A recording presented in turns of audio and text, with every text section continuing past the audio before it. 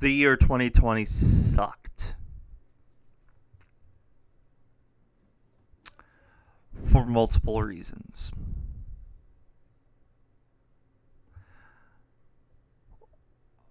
My prayers and thoughts goes out to everybody that has lost anybody to COVID-19. But at least we have a list of top 10 good games of 2020. Now, before I continue, if that was in poor taste, I'm sorry. I do legitimately feel bad for all the families that lost during the COVID-19 pandemic, and it's still going on. But to be honest, if any year needed games for everybody while they're in quarantine to occupy themselves, it was the year 2020. I never like saying that we need games, but in this time of life, we needed video games, or movies, books, TV shows, and these are the top 20 games that have delivered. 10. Among Us. So now, Are you saying that Among Us was released in 2018?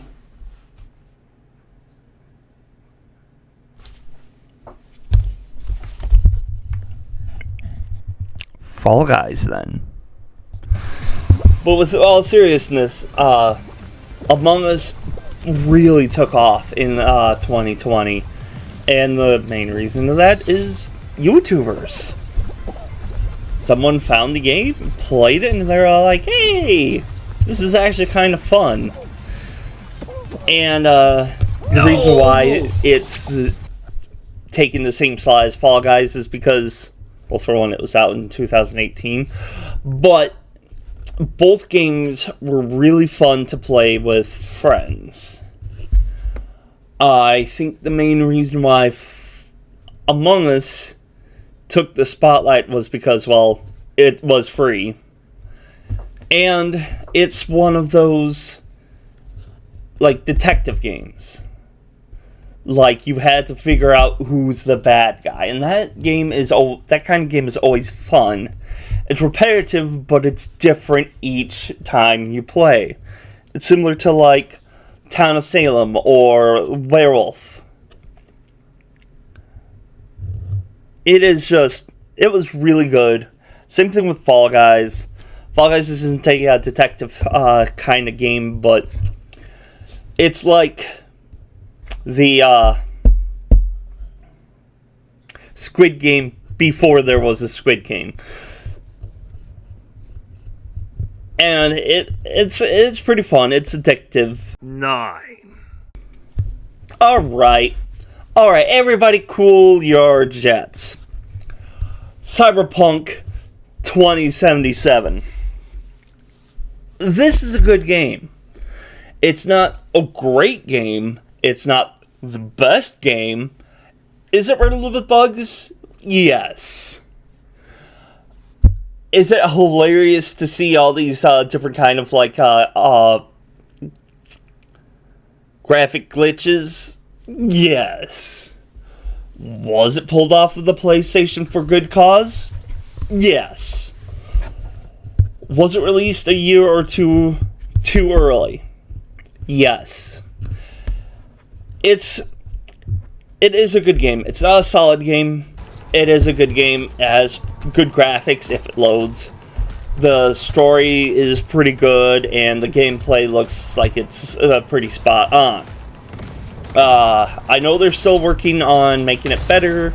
A lot of the bugs and glitches are fixed now. Like, a lot of the graphics are set. They're good now. But it's one of those games, it should have been on the top 10 of 2021 or 2022. And if it was released later, it probably even might have made number 1. But as it stands, I have to judge it how it came out.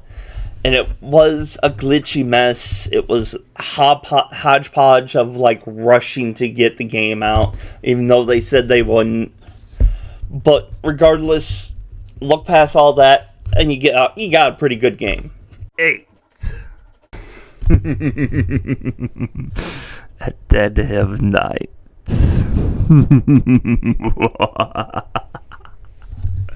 Now, I played Contradiction. That was a really good game. This isn't a sequel to it, mind you. It would have been cool if it was. And it would be cool if it was tied into Contradiction. Done by the same people. It's pretty much the same gameplay, but it's different. And I love it.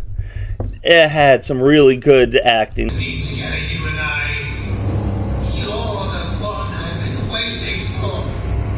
Which is why I can't let you leave. Which is why he was You're staying here with me, Maya. Forever.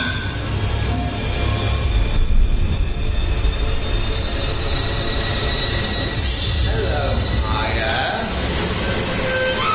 And some spot on, like, transitions. Protest against the wishes of the father. All I can say to you is only you and the defendant know whether there was a possibility that the defendant could be the child's biological father. If he is the child's biological father. I can't put it higher on the list because of the various bugs that I've ran into. And it was a, like, rinse and repeat after a while. But it was well done rinse and repeat. And the ending was the best part of the whole game. They're like, okay, so you learned the story on Jimmy. You know how to do things. You know where to go in the hotel. So you have to save your 5 friends with 1 life now. They completely changed the game up on you. And it was good. It was well done, and I loved it. I had a lot of fun playing the game, and I'll play it again later on my own time, because it is a fun experience. And I love it. Just could have been more and a little better, is all I'm saying. 7. Monster... Excuse me! Help! Bad touch! Number 7 is Monster Sanctuary. Now, this isn't so low on the list because it's a bad game.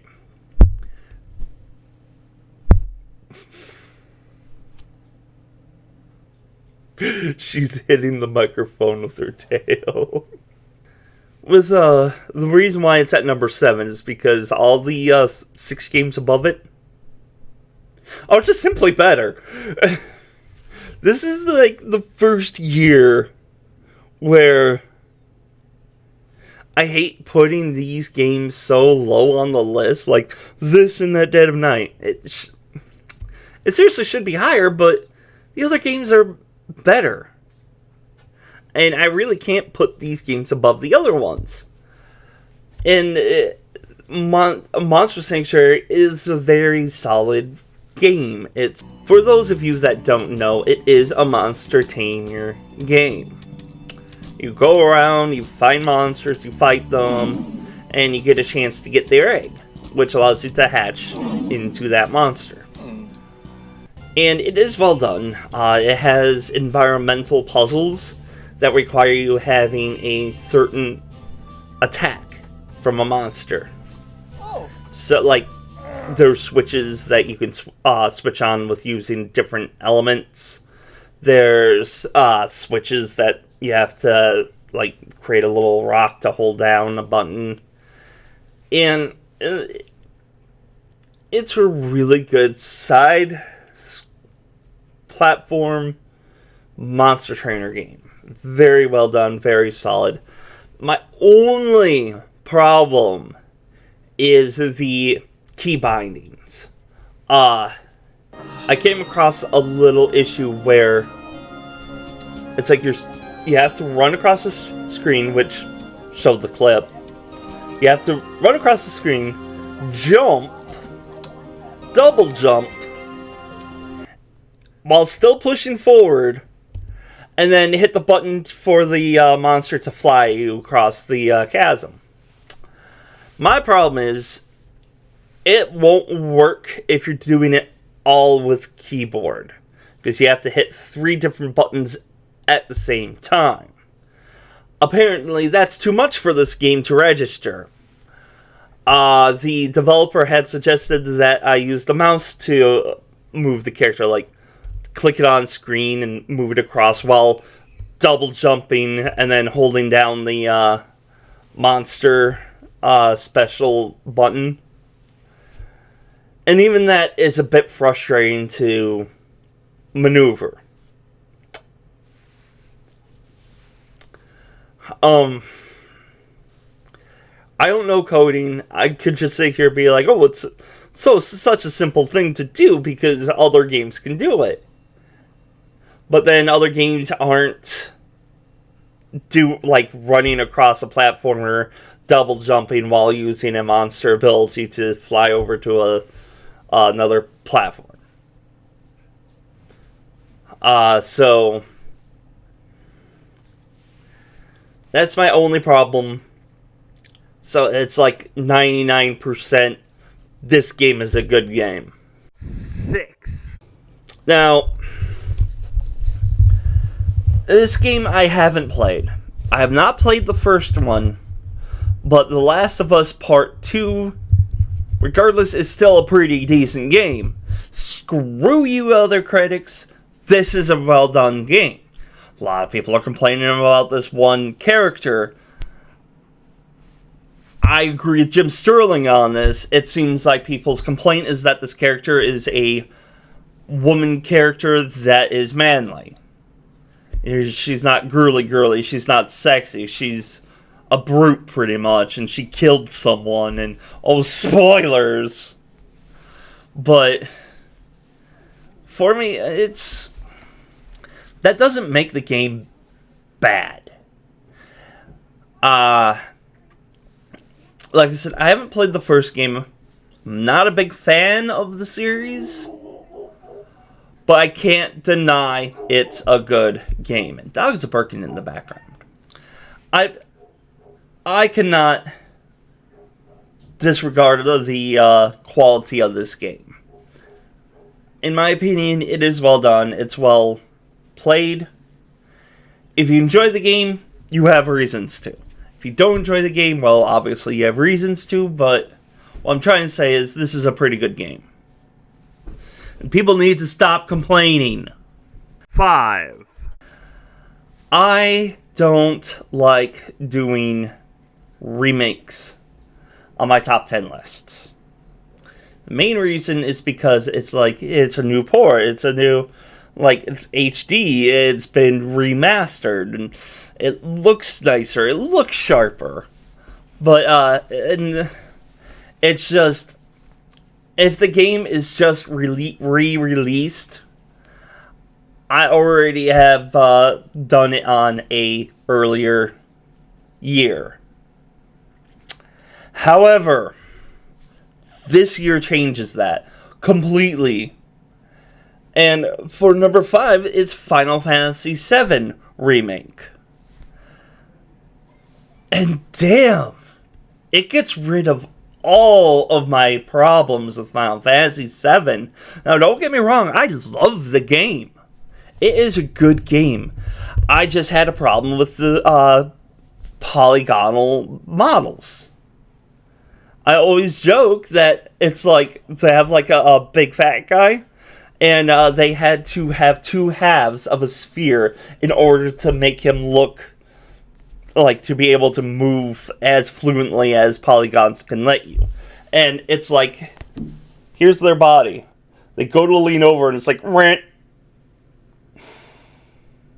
Their body just like gets cut in half by Sephiroth's sword. But if any of the Final Fantasy games needed an HD remake, it was number 7. Just because of that. And if it was just that,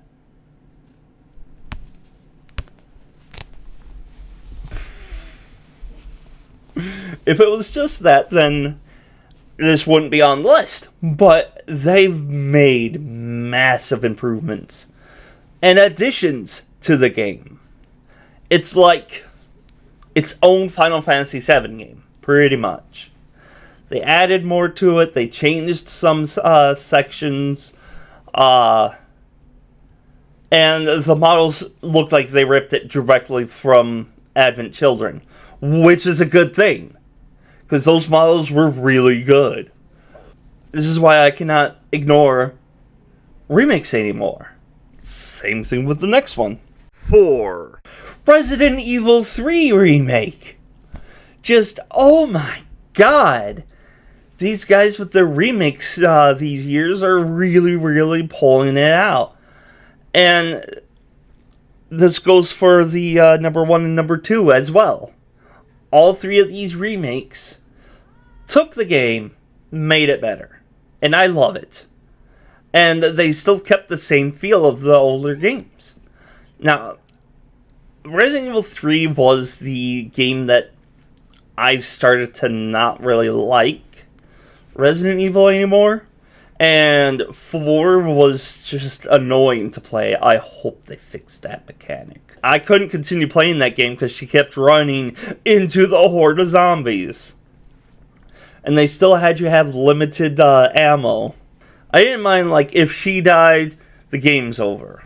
What I mind was that it was hard to keep her in safety. I'm excited to play Resident Evil 3 Remake. 3. Doom Eternal. Now, I wanted to put this on number 1. I can't say anything bad about this game. It's just, the other 2 games, they have to be up there, I'm sorry. But with Doom Eternal, it's another really well delivered Doom, like, continuation.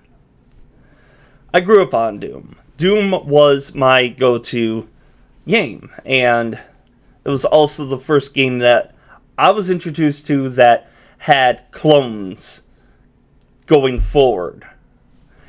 And it's not a bad thing, it's actually like a good thing, like Heretic. Heretic was a really good Doom clone. They took the Doom engine and they reworked it and made it like different game style and gameplay. And then there was Blood that took what Doom was and added to it. Then Quake came. I know it's the same like company, but they literally redefined what 3D meant. And it's just, Doom was a really, Doom Eternal is a good continuation of a good relaunch. I do hope they continue, but this is Bethesda we're talking about. It does seem like they, with the Doom Eternal, it's like the conclusion of like the Doom remake. I'm hoping they decide what they're doing with Quake. Because Quake was just amazing, but when they decided to just do it arena style, it was just bad. Unreal did it, and they did it well. Quake did it, and they failed. Especially when I like go on to like the Quake versus games that's out on Steam, and everybody's just jump, jump, jump. Ha! You can't touch me. I'm jumping. I can't touch you either, cause I'm jumping. Whee! I don't know why it's like only Quake that people jump to avoid the getting shot. Halo they dodge, and Unreal they just like go right in there. Or snipe. What's up with that jumping? 2. Hades. Now, I haven't played this yet, It's another one of those games where it's like I've seen gameplay of it. I've seen my son has it, so I'm able to play it. I just haven't been able to get around to playing it. I want to, and I want to do a full video, like a full series on it. But it looks good. Yeah, it was so well done. It's to the point where you can't call it a Diablo clone. It's its own game. And it is the style of a dungeon crawler, but it is really well done. And I love it. And there's not much more I could say about Hades until I play it.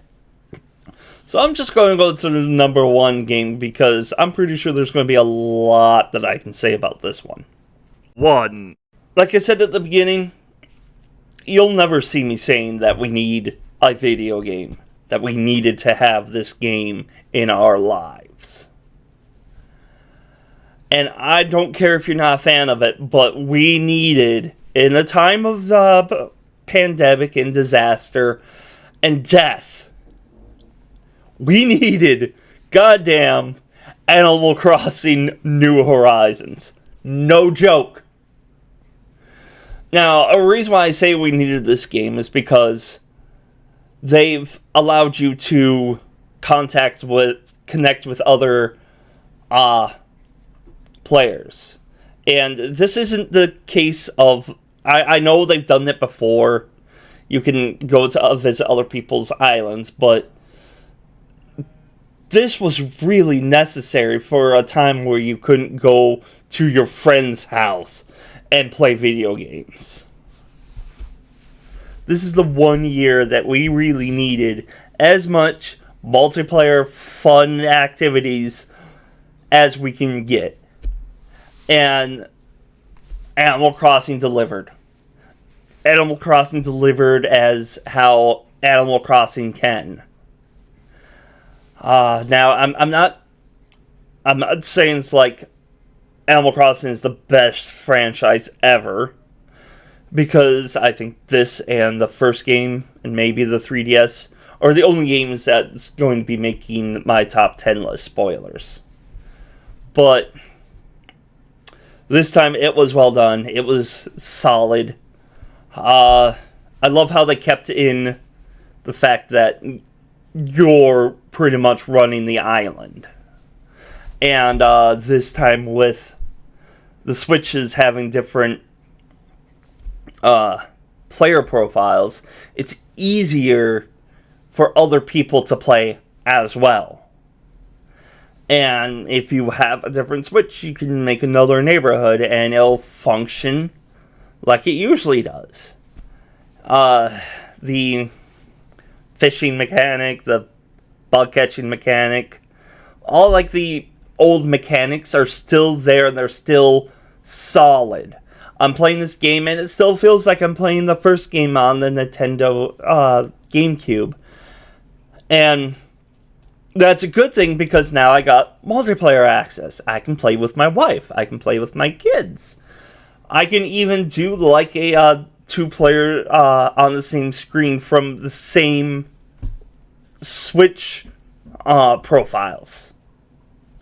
Like I can quickly play with my daughter and just legitimately have fun. And that's what I keep saying, is that's what games are supposed to be.